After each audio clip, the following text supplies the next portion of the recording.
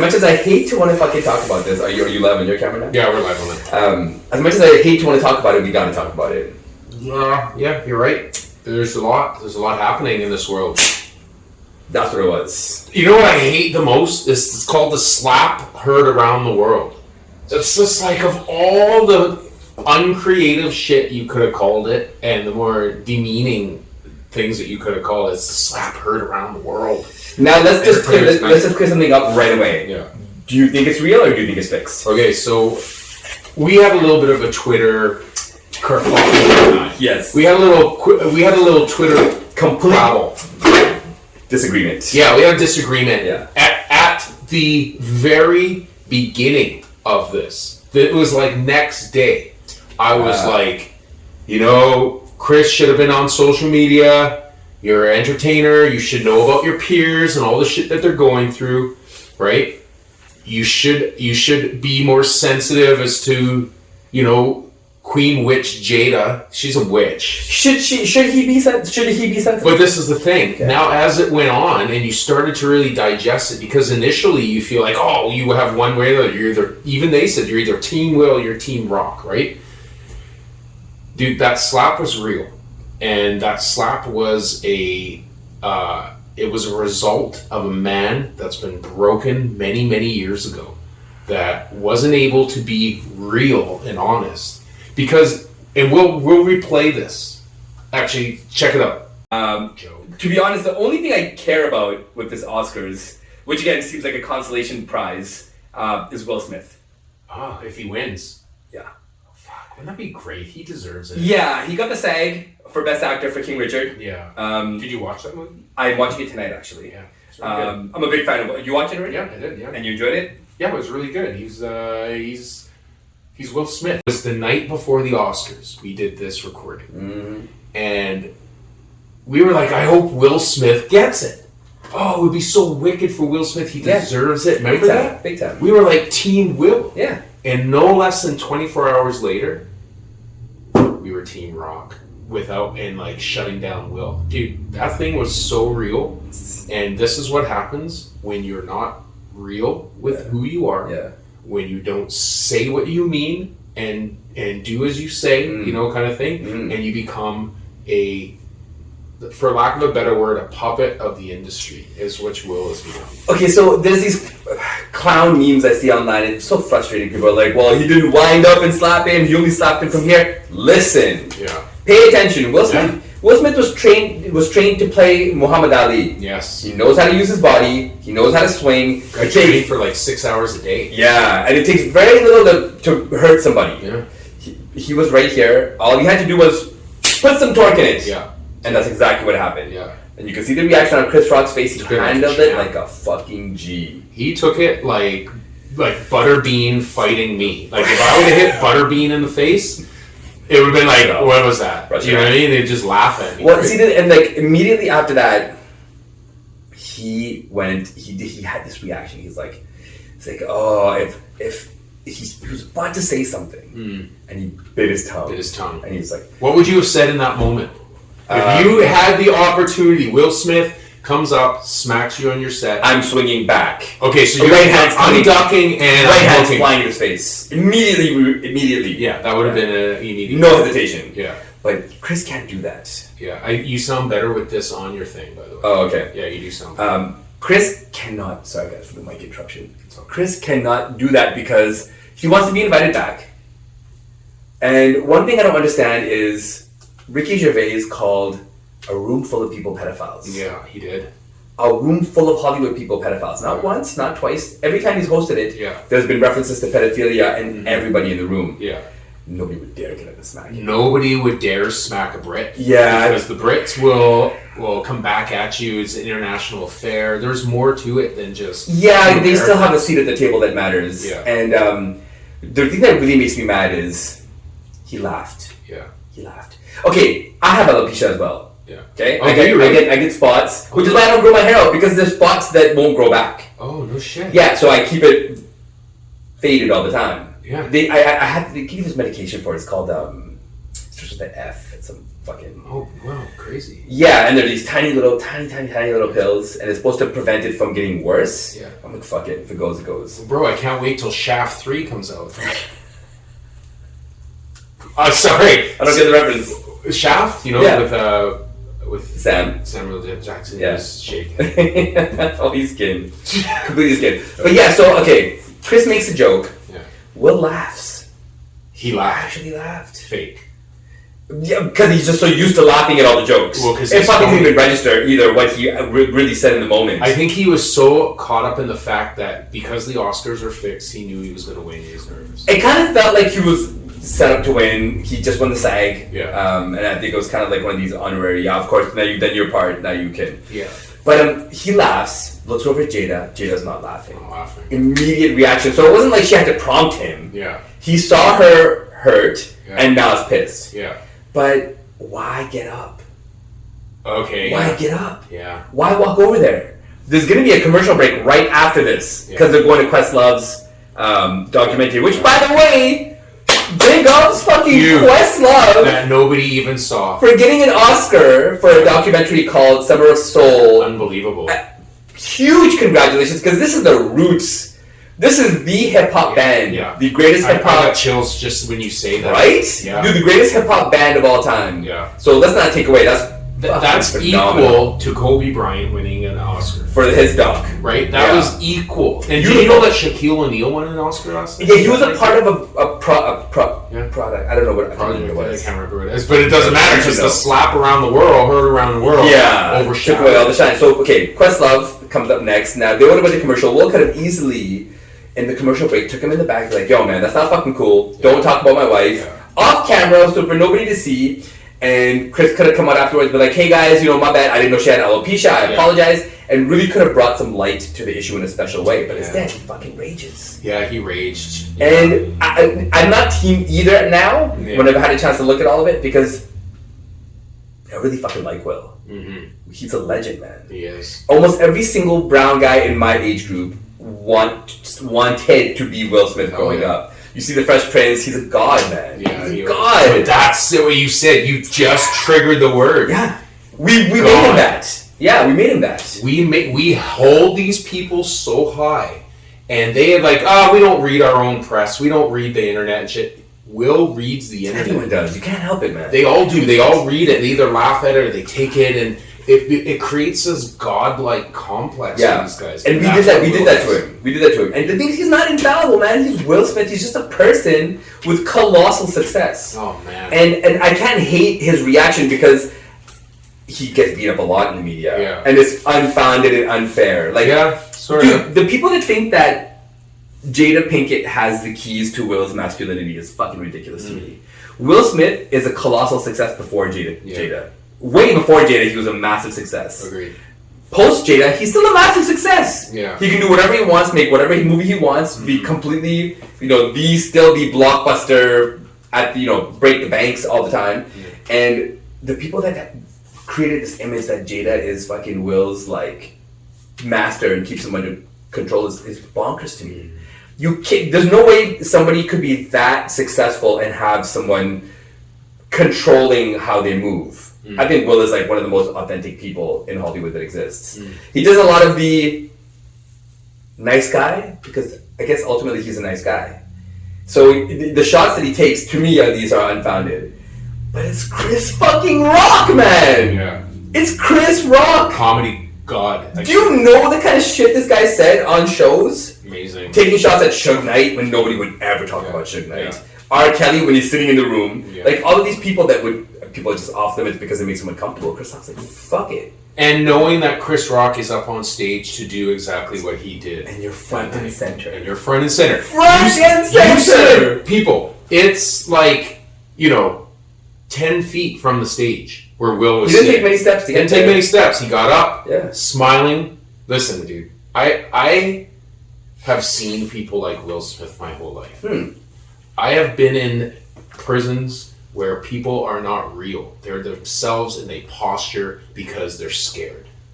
I've been in prisons where guys who are on the street, who are the toughest guys with a gun or a knife, who fucking run the streets, come into jail and are puppy dogs because they're alone.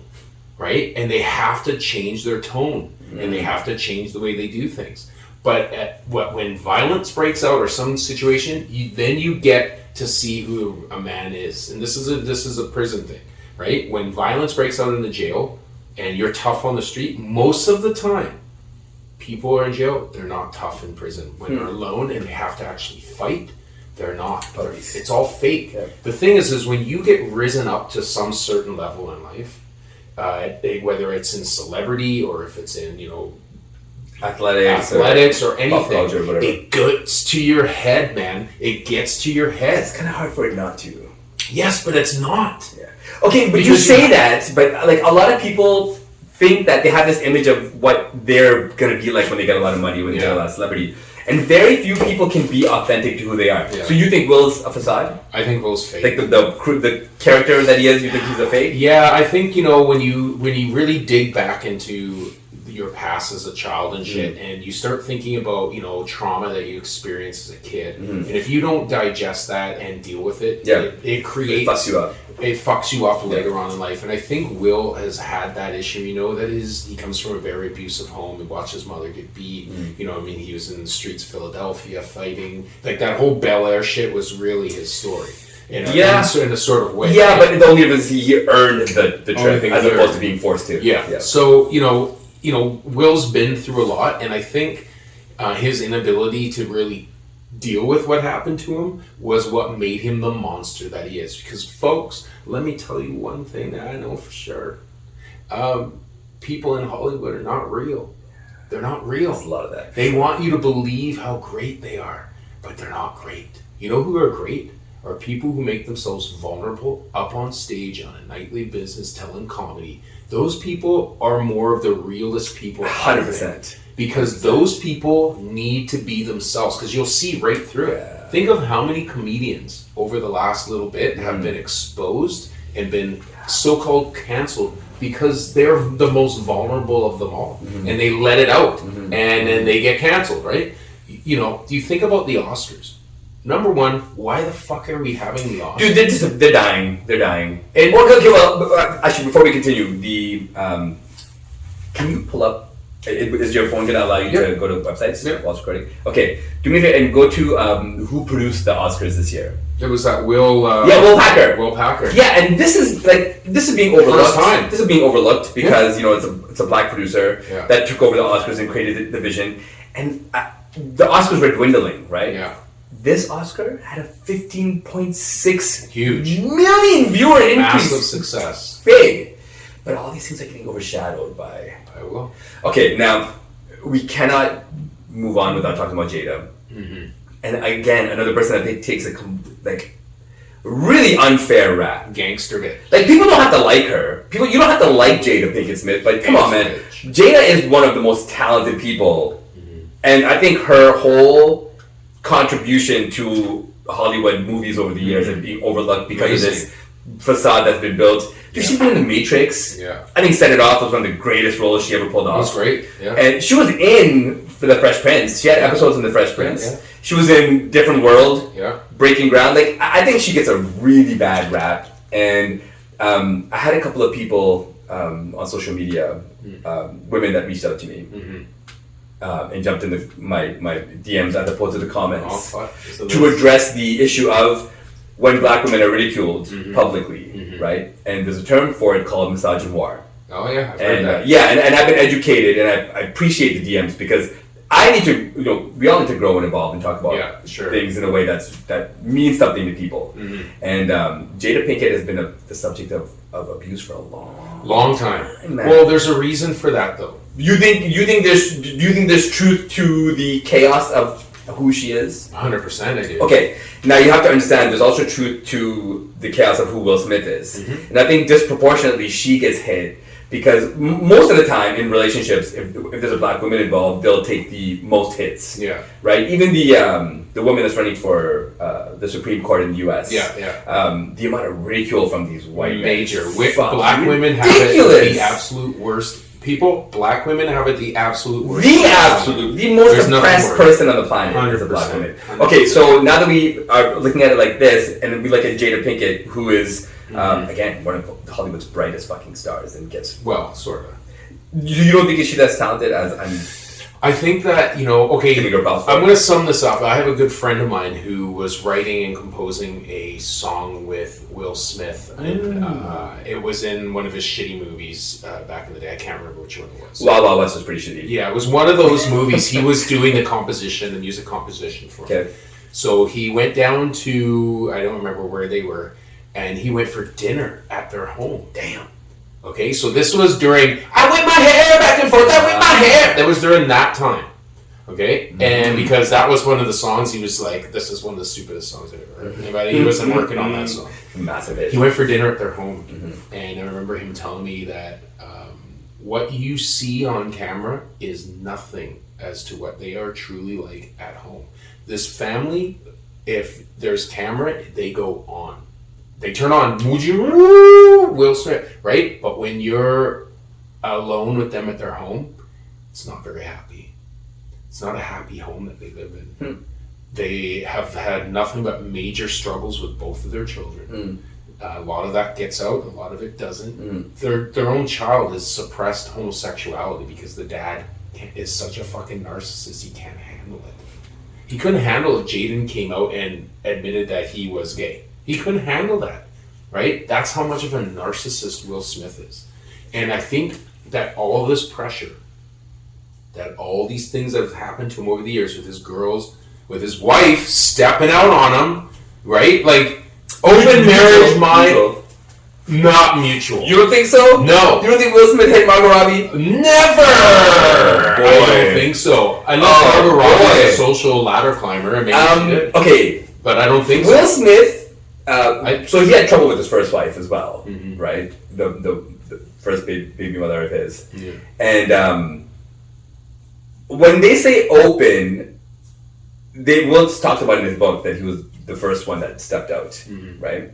And at that time, when Jada stepped out, they were technically separated. So, I mean, I can't speak to what's happening in their home. We don't know. We're talking shit. But I know that's not a happy home. But I think the really cool thing is, those kids, Willow and Jaden, are empowered as fuck. Entitled, you mean? Empowered. To live the life that they choose to live. And the thing is, obviously, money enables that. Yeah. But you can't really discount what they've done with their lives. Like, you see the stuff that Jaden does outside of being a celebrity and a musician. Amazing, talented kid. He does a lot of dope things for people. Amazing, talented kid. His footprint on the planet is a pretty good footprint. Yeah, I agree. And same with Willow. And the thing is, like, they have these public, obviously, expressions because they're entertainers. Like, they cannot help but be entertainers. Yeah. The DNA is too fucking good. Oh, yeah. The talent passed down from the generations is way too much. Yeah. And they have to express themselves. So but the parents prevent them from truly being themselves because the parents know that your life is not life, it's business. Your life is business. So you have to adhere to what's happening now with your family business. And, Will Smith, I believe, no one can tell me that you're not a narcissist for the guy that stands up at the Oscars and slaps another grown man who would not even be able to take him back. That's narcissism. That's garbage complex. That was a small glimpse into the man that he truly is. And then he gets up and says, I'm a vessel of love. A vessel of love. When I think vessel of love, I think of a penis. A penis is a vessel of love, right?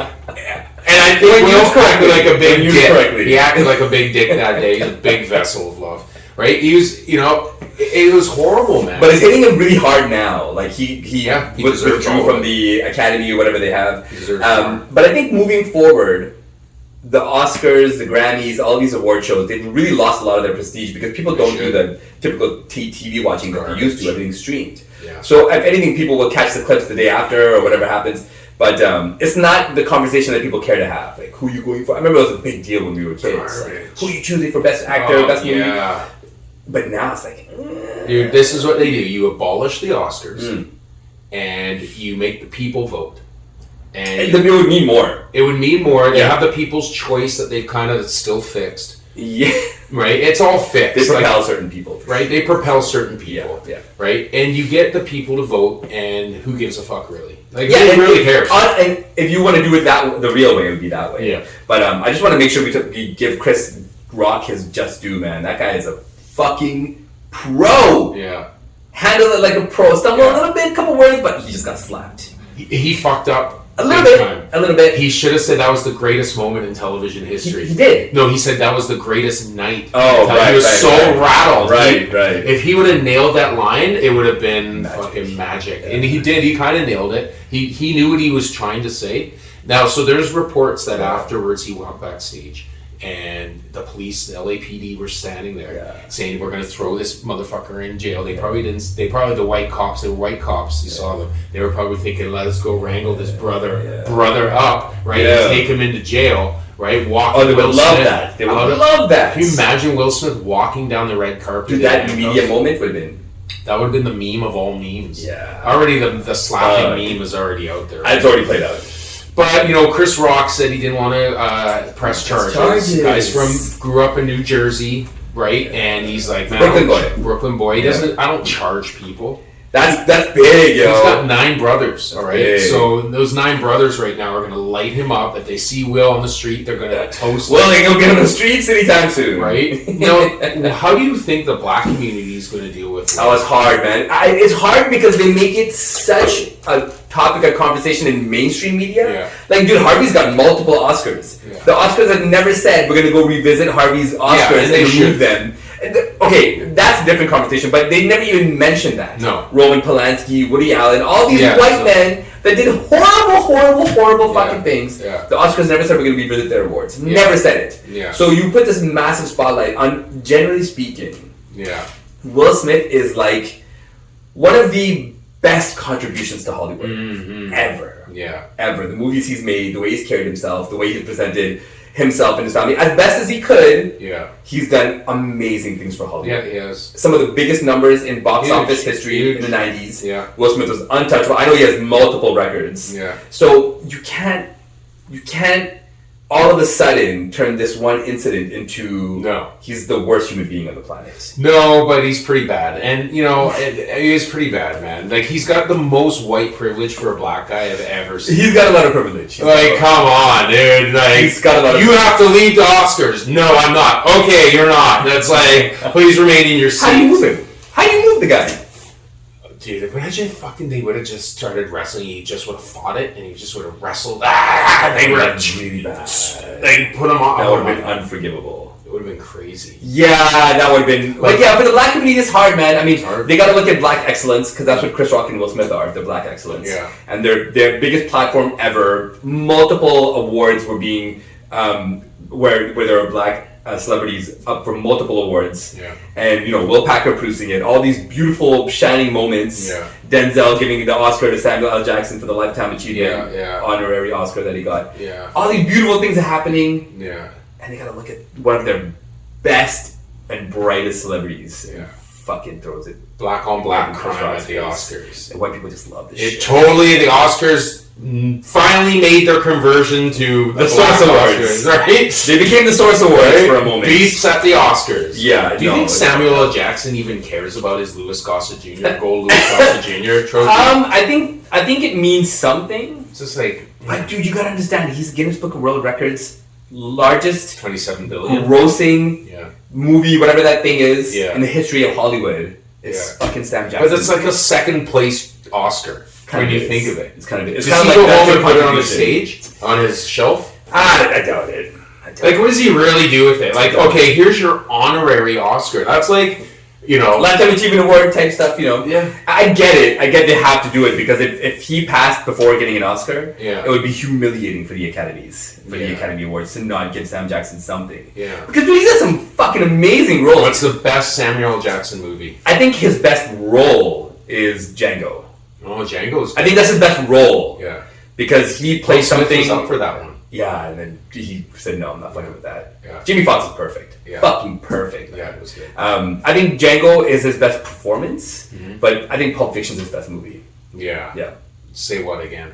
Dude, so good. Like that So good! That scene goes down as one of the greatest scenes in man. Say What Again.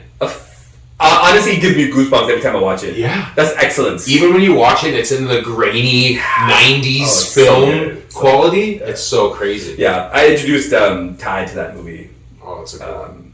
Because there's so many memes of Sam, and they don't know what the memes are. Yeah, they just see Sam Jackson, so I showed him the movie, and he was blown away. Yeah. Fucking blown away. Great movie. Yeah, so I think that's Sam's two best contributions. But he's been in the Avengers. Yeah. He's been in Star Wars. Yeah, these fucking franchises that he's been in. Low light was definitely Snakes on the Plane. Even though that was great. B-movie nonsense. Yeah. Right? But also the Samurai one he was in. It was Samurai.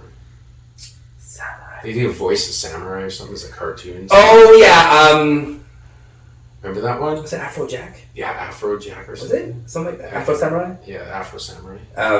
Yeah, he did that. He's done it all, man. Yeah, he's had a great fucking... So what if now he does a movie and he actually wins an Oscar? Do they take the honorary one back? Because basically when they give you an Oscar, they're saying, you're fucked, you're done.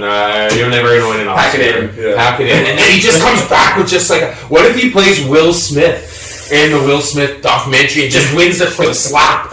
Right? You know he's in the 70s? He's in the 70s. Yeah, he's in the 70s. Doesn't look like he's in his fucking 70s, man. He still moves Denzel well, too. speaks well. Denzel put on a little weight. Denzel didn't look very good. He's a little bulky. He looked like he was like, in a role middle of... But he gets into shape for movies. Like he did the Equalizer 3. Yeah. And he's going to be lean for that movie. Yeah. But yeah, he's a bulky guy. Yeah. Yeah. But he's still Denzel, man. Yeah, it was like Marlon Brando when he got older, right? Yeah. Physically, he started to get a little slobber all swollen over the place. Coming up. But Marlon Brando was bad. He was bad. He was a bad person. And in his old age, he looked really bad. He dropped the N-bomb once or twice, I'm sure. Yeah, but I mean, okay. I have kind of mixed feelings about Brando because he was a trailblazer, man. Yes. He was an activist when nobody was daring. Stella! Dude, when he had that indigenous woman take the Oscar for him. Yeah, oh yeah. And this is like in the 70s. Yeah. When nobody was fucking willing to risk it. He risked it. He didn't give a fuck. Yeah. And he did Godfather. Was it after that? I think Godfather came after that because he won it for like Apocalypse Now, I think. Yeah. Yeah. But yeah, that's brave. Yeah, sent the Indian girl in there. What was her name again? Running Water or something? I cannot.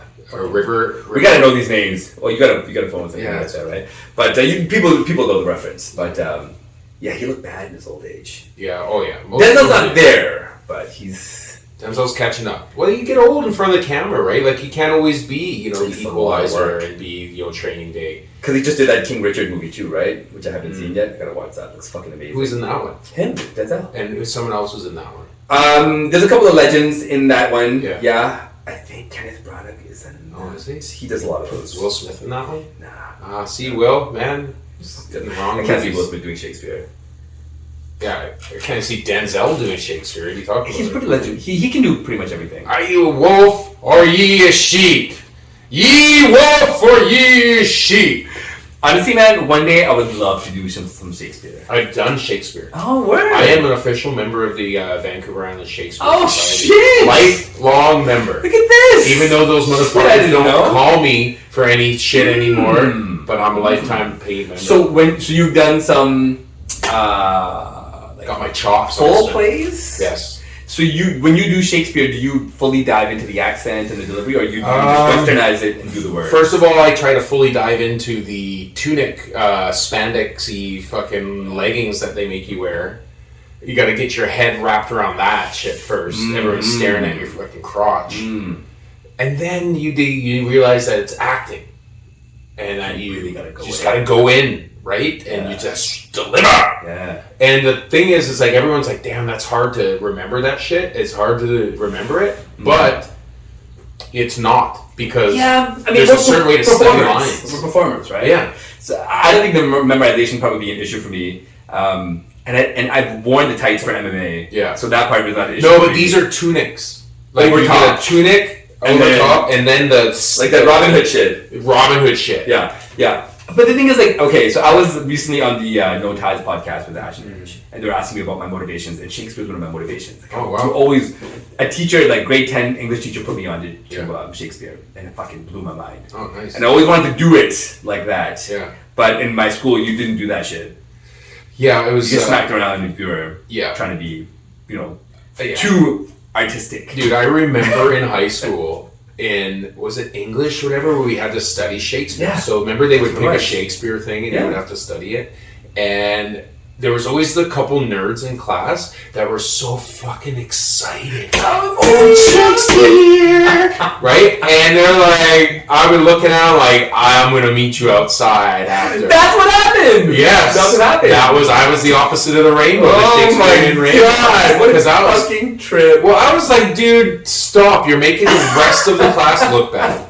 And then they would try to decipher. You know how you had to like decipher Yes! and analyze it? Totally speaking my language right now. And I was just like, and I remember, because it was 2 years in a row. There was 11 and 12. There was a Shakespeare and Shakespeare. And I'm like, motherfucker, please pick God. Romeo and Juliet. I'm like, at least you can watch the movie. You can get the fucking, you can get the gist of it. The gist, right? And it would always be like, some dumb shit like Macbeth or Hamlet. No, it was never even Hamlet's cool. Macbeth is good, man. Yeah, but it would always be like Midsummer's Dream, Nice dream. right? Or it would be some random one. Yeah. I mean, like, man, there's no movie for this.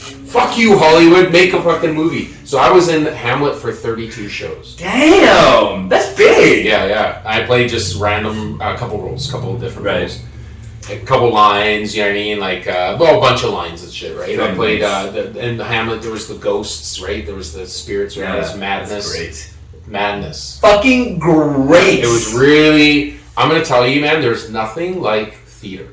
If you want to be an actor, don't worry about going for auditions and getting your green screen and all that bullshit. It's bullshit. Go and do theater.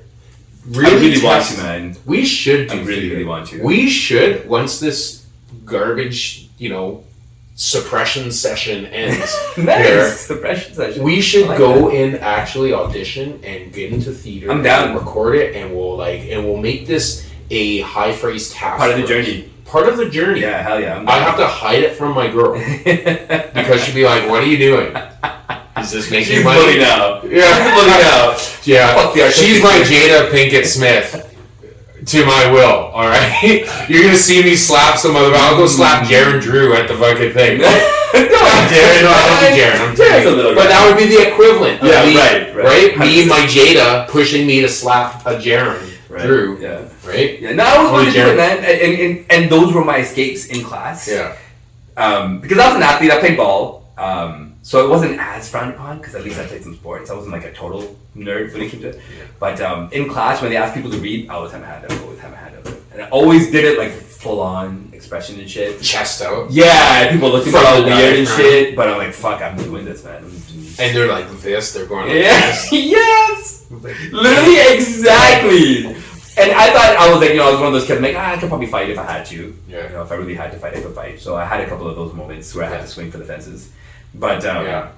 Dude, I had a couple crazy fights in high school. like fuck people up. Well, there was one time my friend. Wait, were you already training at this time? Yeah, I was a pro boxer in high school. So you already knew how to smash. Yeah, and so we had a fight at a school once where we traveled for the fight. Oh. And it was at Claremont School. And one of our homies was like having a beef with the guy. And so we took, there was like maybe 5 or 6 of us, and jumped in a car, drove there. And there was like 30 or 40 guys that showed up on their side to fight. Damn. And we were like, oh, that was a little stressful. I'm like, let's do it, kind of thing, right? And it was crazy because I can see that. the folklore of Mike Olton brand, of the Mike Olton brand, kind of made everybody hesitate. Little did they know, I'm shitting my pants inside. There's 40 dudes sitting there ready to fight, but they were kind of like, You were actually they were scared. tentative. I wasn't so much scared. I was just like, Red. I mean, I'm like, I'll fight, but they were more worried about me than I was worried about them. Full of testosterone. Yeah, it was crazy. Yeah. And then my friend fought, and then he fought, and then everything ended, and that was it, right? Oh, so you didn't have to throw a punch. I didn't have to throw a punch, but traveling to another school to fight, those are some Fucked days. up. So in my high school, there was fights pretty much every day. Shout out to everyone that survived Joe in the mid 90s. John Oliver. If you survived John Oliver, shout out to all y'all in the East Van area. I know it's a fucked up place to be when you're in high school, but we had fights every day. So J.O.'s like on the corner of 41st and Fraser, and then across the street here is a graveyard. Yeah. Oh, wow. And then across the street here is like a strip mall, and then across the street here is the Church's Chicken. Yeah, on 41st I know exactly where it is. So when you walk down the hill, there's a park called Memorial Park. Yeah. And it was a really fancy park down, but back in the day it was just a fucking bunch of grass. Yeah. And if you fought, you either fought at the graveyard or you fought at Memorial. Yeah. And you would literally, everybody would walk as a group together and across this park, just fucking fight. Wow, crazy. Yeah, it's just fucked up. Wow. Yeah, in our school we had a lot of fights, Vic High as well, and there was a really tough gay kid at our school. He was super tough. Was he already out? He was already out at the time. This shit. was mid-90s. He didn't give a fuck. He was so tough. He's That's like, dope. I'll fucking beat you, man. Suck your dick, motherfucker. You know what I mean? Like, he was just like, fuck you. And those are his words. He's like, I'll beat you, and I'll suck your dick. Or vice versa. You hoped it was vice versa, but it wasn't. It was like the other way. No, but that's how he would talk. I swear. I'm not making that shit up. Fucking amazing. And he would kick some ass. That's where I learned, respect for gay and homosexual people, because I was like, dude, because you always thought they were like, oh, prancy and no, dude, there's some. That was the 90s image of what gay was. Yeah, because back then people were still kind of closeted about gay, and so you had to be tough, right? You had to show that you were tough, right? And so, but this guy actually was tough, and then he realized, holy fuck, I'm tougher than everyone else. Yeah. Fucking, I'm gay, right? That one you gotta talk about it. That flamboyant in the 90s was always associated with weakness. Yeah, it was. But when you think about it, man, Yeah. in that kind of heterosexual, misogynistic, fucking almost ape-like behavior of what the 90s men were like. Yeah. Because it kind of was like that. Yeah. To be out and gay at the time, Yeah. you were the baddest. You were really the baddest motherfucker, because the ridicule you have to take on a daily basis. Yeah. Every single day from heterosexual men would have been fucked up. Oh yeah. It was, and it was a really different time back then. I even think about all of the people identify as transgender nowadays, and how many people were back then in our day that could not. Had to live with this hide it. With this fact that they didn't feel comfortable, or they weren't who they really were. They had to hide it every day, right? And you think, we were just talking about Will Smith and how he, is, in my opinion, is not living his real, authentic, true life, and he explodes, right? I mean, that was happening all the time when we were kids, and a lot of these kids that I even went to juvie with, there's a couple kids that, like, I'd be in a dark room. And there were some people I know, and a lot of them have passed and they're dead because they drugged overdose and they killed themselves with suicide, who've admitted to me that they were gay, or that they were. This was when we were in juvie, buddy, when I was like 1992, 93, and they're like, Mike, can you keep a secret? And back then, like, I was a very trusted person with people, right? And so these guys would admit this, and I'm like, wow, and then years later you see them die or commit suicide. It's horrible, man. And they died with these secrets, not able to be themselves. What do you think of this transgender guy, the Leah Thompson, the swimmer? Did you hear about that? Yeah. That came in college swimming and like a bunch of records. Biologically born a man and identifies as a woman and entered the NCAA swimming competitions. And just fully dominated the events. And, the NCAA allowed it to happen. Yep. And now I guess they're backpedaling a little bit. It seems, right? Okay, I'm a couple of positions about it. First of all, nobody gave a fuck about swimming. Yeah, who cares about swimming? Nobody gave a fuck about swimming ever. Yeah. All of a sudden people care about swimming because of this specific athlete. Yeah. So I think that's like something to be said about how fucked up our culture is as people, right?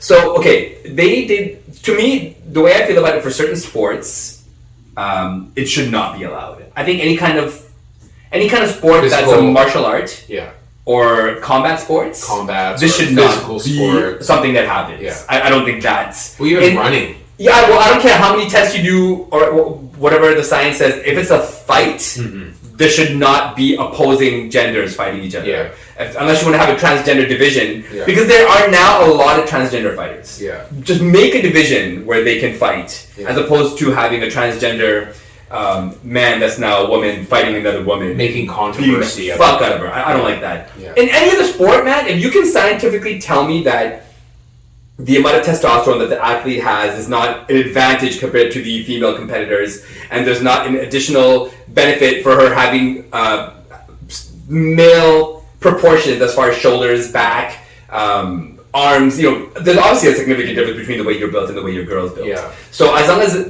you can say that there's not an improvement or a benefit having this as a part of your body, I don't care about the sport. Yeah. You do what you do. But combat sports, man, you can't have it. It's a tough one, and you know what? I know people identify as transgender, and you know what? I know the struggle. I fucking get it, and I get the it's like how black people were back in the 70s. Just trying to fit in and getting be seen. And just trying to be seen and trying to fit in and trying to be themselves, accepted by their existence. Yeah, and I mean we see it now with indigenous peoples, just trying to fucking get a break in life, right? And transgender people now are just trying to do that. They're trying to be part of the community, be accepted, right? And it's really a sad thing because sports is unfortunately one of the only things on our planet that really is separated by male and female biology. It really is, for a reason, right? It's why the women's T is closer than golf, right? It's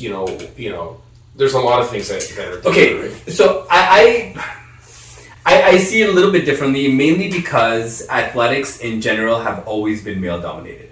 So male athletes have had a much longer time period to evolve into being good athletes, as far as the way they move, jump, run, all these different things. Men have had like a few hundred years head start in evolving into athletes. Obviously, there have always been women athletes, but there have never been women athletes at the forefront of culture. At the pro level. Yeah, so you'll have anomalies. People call it like, oh yeah, there's Ronda Rousey, and that's the only conversation. Or there's Cheryl Miller, that's the only conversation. But if you watch what's happening, evolution-wise in athletics, female athletics is changing dramatically. It is. And I think the first sport that we're really seeing the almost peak evolution of where female athletes are is in MMA. The women, the best of the female divisions, could easily fight some of the men in the male divisions. But they're catching up. Like the evolution of the athletes catching up in MMA faster than any other sport. That's a good point, MMA. Actually. Yeah, because like Valentina Shevchenko is a bad motherfucker. She could fuck up a lot of guys. There's a female kickboxer, Jermaine Durandamy, beat 2 men. The kickboxers are pretty tough. Yeah, so I think they're catching up here. I think in basketball they're catching up now. I think in college ball now there's a few women that dunk in game.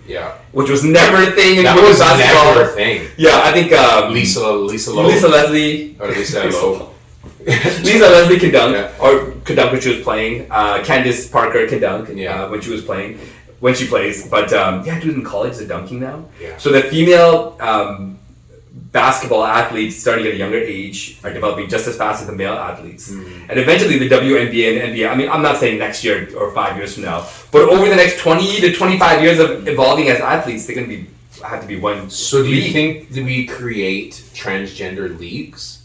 Like, is that the case? Because you can't just say, well, you need to identify if you're biologically a man and you identify as a woman, but you are forced to be in the men's thing. But you don't identify that way. So your brain isn't really working that way. You go into a locker room and you're not identifying as a man. And these men are not going to accept you either. Right? So there would have to obviously be a third locker room if the women want to participate. Like, it's such a crazy thing to think about. And I think there's better ways to approach it for sure from the way we're doing it right now, just because there's so many biases towards how it affects the athletics.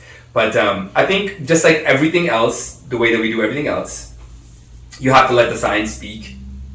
And kind of be the determining factor as far as where you can compete. Because again, if you have a scientific advantage because of your genetic makeup, you shouldn't, like a physical genetic makeup, like I think the way they apply the rules are also disproportionately a little fucked up. Like there's a athlete, I can't remember where she's from, but she's a black athlete that has a higher level of testosterone than women generally do. And they weren't allowing her to compete. But this is a genetic advantage. Like Michael Phelps doesn't develop lactic acid, so he has a genetic advantage. Usain Bolt is built differently than every other sprinter. It's a genetic advantage. But they don't penalize any of these athletes. So this is a weird road we've never had to cross before. But I mean, it's realistic. Like this is where this is the future right now. This is the future of our community and Yeah. our society. Is that people are making choices to identify with how they truly feel. How they feel, yeah. And this is something that really, like, I know we love to sweep shit under the rug and just kind of use everything on an individual basis, but man, there are more gay men coming out in professional sports. Yeah. It's becoming it's because of the cultural change, the cultural change and the generational change. Now every young kid is growing up with a gay friend, and so it's not as we're not like, oh, the gay guy's gonna look at me. You know what I mean? Like that's what you used to think back in the day, right? Like, I don't want a gay guy in the locker room. Checking me out, man. It's just like, dude, gay men are not checking you out. Stupid. It's so stupid. Yeah, they're just attracted to every dick that they see. Yeah, I gotta look at every hammer hawking every dick in sight. It's not what's happening, dude. These guys are pros. Like, Mike Piazza was obviously gay. Like, really? I think so. Yeah, oh, wow. He was gay. He never saw him with a girlfriend, right? You know what I mean? He was the first guy getting his eyebrows and his wearing makeup and shit. Yeah, right. He never got to come out because he was an older generation guy, right? But I think people knew that he kind of broke. There's a lot of other baseball players and shit that have come out. Like, baseball seems to be the one because it's predominantly white males, I think. So white males will come out, I think, a lot faster. More supported, right? Than African American gay man. I think that's a little harsher on the system for people. Yeah. Right. Like Latino, any ethnic community. I think is a little bit tougher, right? Yeah. It's changing. We're definitely getting better towards the subject and being more accepting. Yeah. And I think like we've had to have this weird bravado of what a man is supposed to be. And we've kind of built ourselves up to be these impossible characters that don't exist anywhere in humanity. Yeah. Like, men aren't supposed to be these people that don't cry, don't feel, don't love, don't care. Like, that's not what we're supposed to be. Yeah. We're not supposed to be these people that don't read, don't learn, don't evolve. I mean, we come from probably the worst generation as far as judgment goes on the LGBTQ community. Yeah. Like, outward judgment. 80s were horrible, 90s were terrible. Like, we were really bad towards the LGBTQ community. So the fact that we've been able to evolve our behavior and get to a place where we're accepting of everybody, it just says that it can be done, right? I think, like, if instead of doing the gay pride parade, you need to have the LGBTQ, what are the other ones? LGBTQIA Olympics. And you only invite the people of that community and you create sports with it, because sports seems to be something that is the one thing that will break down that hyper masculine view of the world, because we do have a war. Yeah, you relate differently to sports, right? Yeah. So when you start breaking it down in the most hyper masculine environment that you can create, then you start to really see progress. Well, and like Western culture, I hate to say it, dictates like the popular sentiment across the world. Oh, it does. So if you have a star football player, like a Tom Brady level football player that comes out, that's where it changes, right? If you have like one of the top 10 MMA athletes in the world, one of them comes out as gay, that changes the whole game. Changes it all. Because then men start to realize, I really fucking like that guy. Yeah. And if he's gay, I should still really like this guy. Yeah. So I think that's going to be one of the determining factors. Big test. It's so stupid how fucking broken we are. It's so bad. Yeah. And we're going to try and get some people who identify as transgender on our podcast. Just more representation. More representation all across the board. Yeah. I think we've been really good, yo. Like, I think we've had like a great variety of guests from different ethnic backgrounds and makeups. Yeah. And that identify as however they choose to identify. Yeah. So I think we've been really good like that, but there's always room for growth. You can always do more. And I mean, I'm an ex-fighter, super masculine guy. I fuck with flowers all the time. If you were to see behind here, you'd see some crazy flower, like, you'd be like looking and you got the candy bouquet. Yeah, dude. Yeah, it's all good, man. It's just to be yourself, right? Yeah, yeah. But speaking of, people in positions of power and wealth and things like that, $70 million. $70 million. $70 million is a lot of money that you get tax-free. Is it tax-free in the lottery? A lottery is tax-free. I'm pretty sure. I might be wrong, but I'm pretty sure lotto is tax-free. Holy shit. So a couple in the prairies claimed $70 million lotto. And the only one happy are their kids because they're probably 80 years old. Yeah. Normally, I don't know why it works like that. But I guess they're generally that person that plays the lottery, right? Yeah. So if you haven't heard, a Canadian family claims 70. If you're in Alberta right now and you're listening to this podcast, go check your tickets. 70 million. Dude, it's so nice to think how awesome it would be for 70 million. And you know the funny thing with when they always talk about lotto winners is like, oh, you know, that person's gonna blow it and it ruins their life. Money ruins your life. I'm like, dude, if you were like snorting cocaine and, you know, buying cars and, you know, all the stupid shit, of course it's gonna ruin your life. If you're greedy, you know, if you're a piece of shit before you got money, you're just gonna be a piece of shit after money. It's gonna be worse, right? But most good people, it doesn't ruin their life because they're able to enrich others. You know, do you buy lotto? I used to. I just keep losing. It's just, what's the fucking point? It's just such a confidence drainer. It's a fool's gamble. When I get hit by lightning, I'll buy lotto. I've actually never bought a lotto ticket in my entire life. Oh, really? Ever in my entire life. Maybe we should do that on the High Phrase. Have the High Phrase lotto ticket. We'll buy, you know, a ticket a week or something, and then if we win, we'll be able to do good things for somebody. I don't even need... Dude, 70 million is just such an astronomical number. I just wouldn't even know where to start. But it would be alright to have it. 1 million. Yeah. All I need. $1 million, I could retire and set my family up for the future. So? Yeah. I don't know, man. Okay. It's not that much anymore. I get it. Tax-free. You can't even buy a house for $1 million. $1 million tax-free. That's what I'm saying. Mm-hmm. So you take this... What I would do is I'd take this $1 million, pay off my mortgage. Yeah. Would leave me with $700,000. Yeah. $700,000. Okay? Now you pay off, you know... My parents are retired. They're rich. They don't need money. They don't need anything. Yeah. But none of the kids are the kind of kids that take from them. Yeah. Keep your fucking money.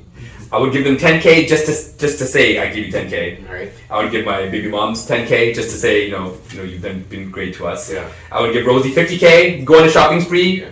That's what you get for shopping. Yeah. Still got fucking $550K. Oh, 620. Oh, you've been calculating. I've been doing that. Okay, so you 620 left. I would take $100K each. Yeah. Set up my kids' trust fund. Yeah. Where they can just collect money on it. Now we're down to $420K. Yeah. And I haven't even started spending money on myself yet. Well, why would you? Exactly. Why the fuck would you? There's no need. What nice thing would you do for yourself? So the only thing that I would do for myself is do a nice vacation. Yeah. I do a nice trip. Oh, really? Be gone for a solid 30 days. Oh, wow. Yeah. Just live in Fiji for 15, live in New Zealand for 15, and just enjoy the beaches. Wow. That would be one. Let's say all paid for, first class, everything. Let's say that's $50K. Yeah. At the most. Yeah. That's an expensive vacation. Yeah, that's pretty good. Yeah. So ball out on a vacay. Really, really enhance, enrich myself, you know? Yeah. Take that 30 days and then I'm down to, what, $370K? Yeah. $370K still. We take a fucking $100,000, we repurpose what we do as High Phrase Productions. Yeah. Oh, wow. And build something really powerful. You get some crazy guests. Production, video, all that stuff, get really high-end shit, get it popping. Yeah. That's $100K. I saw fucking... We're down to $270K. Yeah, and then you'd be able to generate off of that. Yes. You know, you do like that, what those other guys do online with their podcast. They invest like $100K in their podcast. Dude, it would be life-altering, and I still have money left over, and I wouldn't do stupid shit with it. Yeah. I don't need the chains and shit like that. Yeah. Maybe I'd give myself like a $10K budget to blow on nonsense. Yeah. I'd have a lot of fucking shoes. A lot of shoes. Oh, yeah, you would. Because A lot of sneakers. Yeah, I go off on the sneakers. Yeah. But dude, that's so much money. Yeah. This is so... I think people... It feels like it. What would you do with $1 million? With $1 million? Yeah. I would give it to my wife. I'd say, don't let me have this money. Take it and do something with it. You think you fuck it up? I take $100,000. No, okay. So in truth, if I won $1 million, I would hook up my family. Mm-hmm.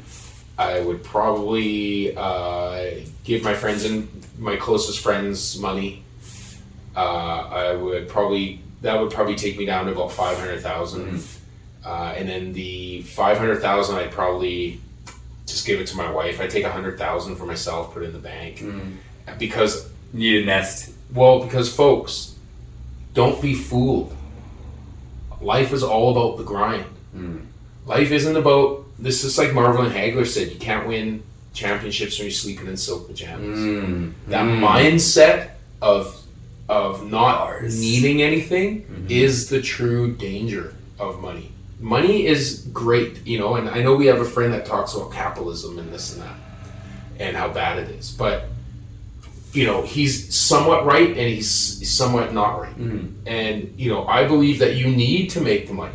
You need to get out there and make lots of money. But the point is you need to make. The key word there is make, because the hustle and the grind is the true riches. If you're able to get up there every day and do something, grind it out and make money, that is the true riches as life. Opposed to being given. As opposed to having a nest egg where you sit back and get fat and don't do shit. And don't do shit. Right? So I wouldn't want to buy into the fact that I have this money and now I don't have to do shit. So I would fucking give it away so that I'm continuously on the grind. And the thing is with my wife, I give it to my wife. She would turn it into $1 million. She would turn it in. She would fucking, go up and buy a small army and take over a municipality. You know what I mean? She would do fine with it, right? And so, but for me, I would have to always be like, this is not going to last. I need to continue bettering myself and fucking doing something. Wait, and so just with the little bit of money that I have left, what I would do is you would get you a fucking Sprinter van. Yeah, I'd probably get a nice something nice. Van. Something nice. We gotta get this guy. We should what are they called? GoFundMe. GoFundMe for Mike's van.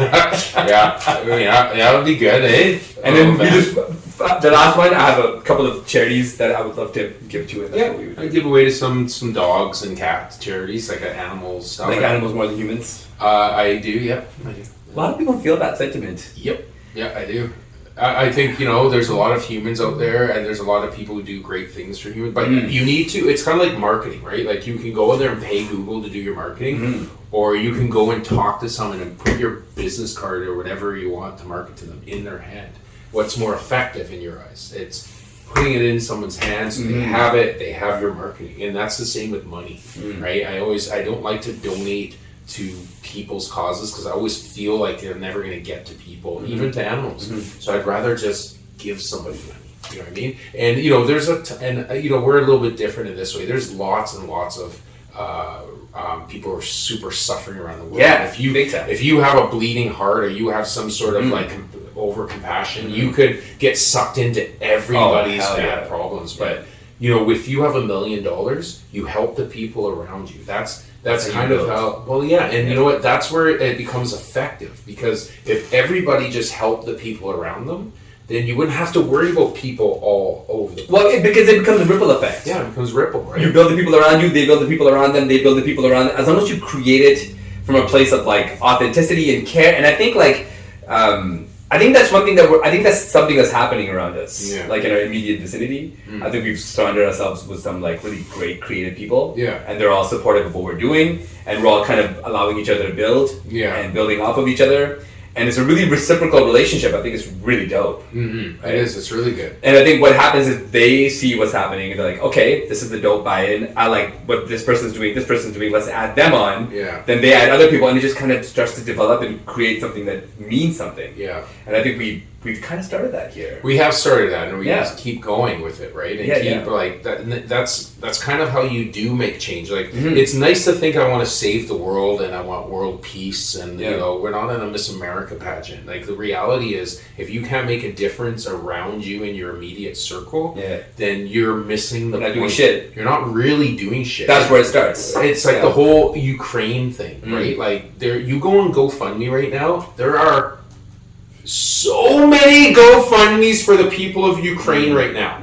40,000, 100,000, 50,000. I've looked at them all. I've been watching them. And then there's ones where there's a girl down the street suffering from alopecia, or some crazy other problem. It's 300, 400. Poor girl whose mother died and they're trying to raise money is 10,000. I'm but we're all giving to Ukraine. We're getting sucked into this. This is not something that we can affect. Yeah, not immediately. No. We can't. No. You can't just give $100 to Ukrainian GoFundMe. You're not touching it. It's not. It's a waste of money. Sorry. Because you're not stopping murder. The murder is the problem.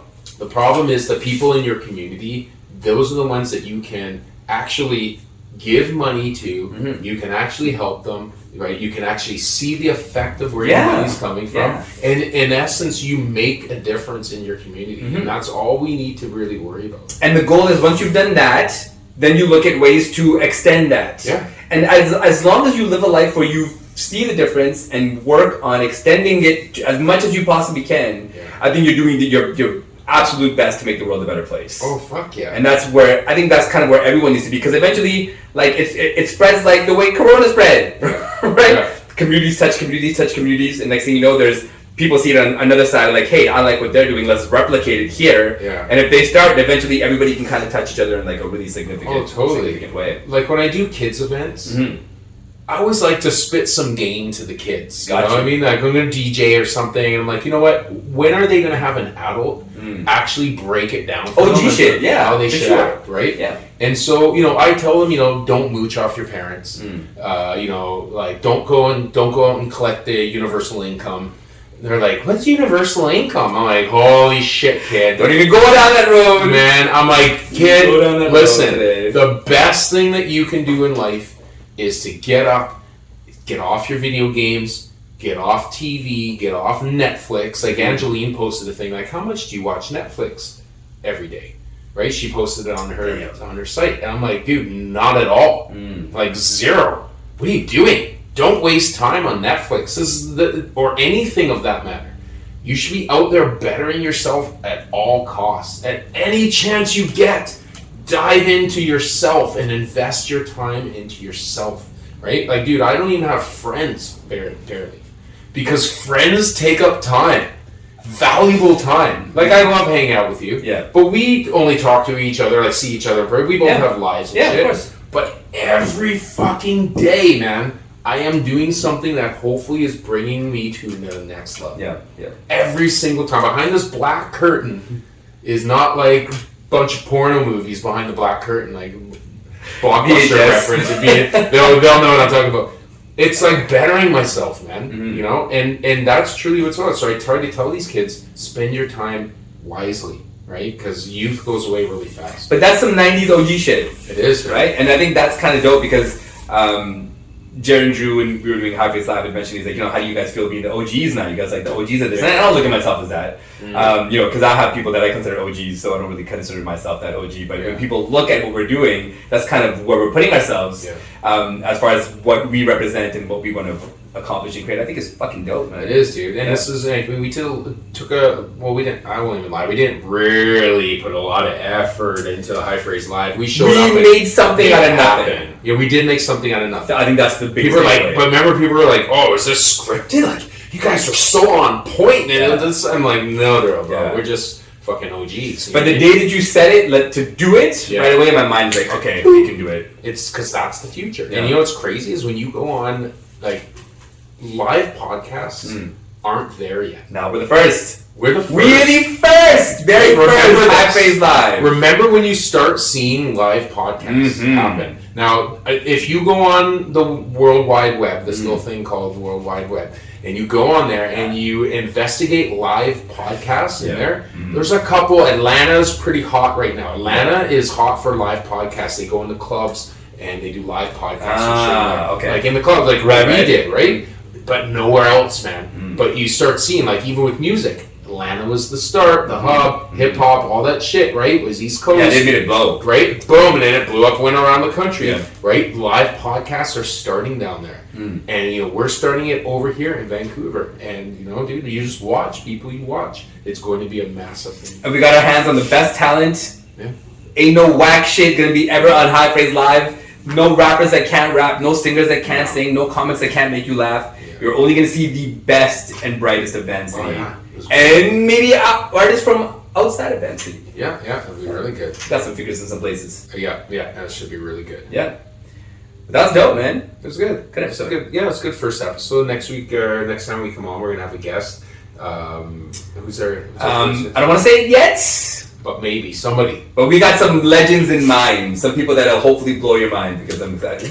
We gotta bring on some Vancouver legends, Yeah. and not just sitting in the seat, but also, you know, on Zoom or something. We'll look at. Yeah. Y'all gonna see some dope shit, man. Yeah, it'll be good. Tell everyone where they can follow you. It's Alite on all social media platforms: Facebook, Instagram, Twitter, wherever you can find me. It's ITSALITE. Yeah. And me, just look on the sign behind them.